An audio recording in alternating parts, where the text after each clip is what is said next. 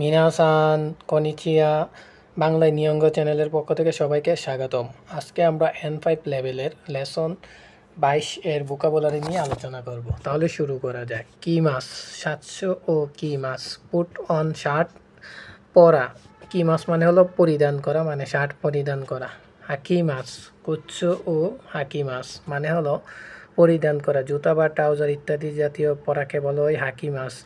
কাবুকি mass Poushi O কাবুকি mass put on hat পরিধান করা, টুপি পরাকে বলা হয় কাবুকি মাস। জাপানি ভাষায় একটু খেয়াল করবেন, আলাদা আলাদা পরিধানের রয়েছে, এগুলো আপনারা একটু ভালো করে দেখবেন।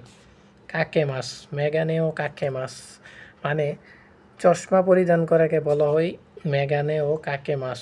উমারে মাস বি ব্রণ জন্মগ্রহণ করা মানে জন্মগ্রহণ করা কোনো বাচ্চাকে বলা হয় উমারে মাস। কোটু কোটু মানে হলো কোট। সুৎসু সুৎসু মানে হলো শুট।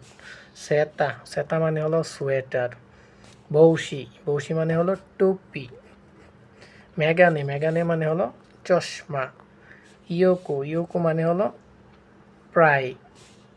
উমেদেতো গুজাইমাস মানে হলো কনগ্রেচুলেশন, অভিনন্দন। বিয়ে বা জন্মদিন বা নববর্ষর কাউকে অভিনন্দন জানানোকে তখন ওমেদেতো গুজাইমাস বলা হয়। কোচিরা কোচিরা মানে হলো দিস মানে এইটা।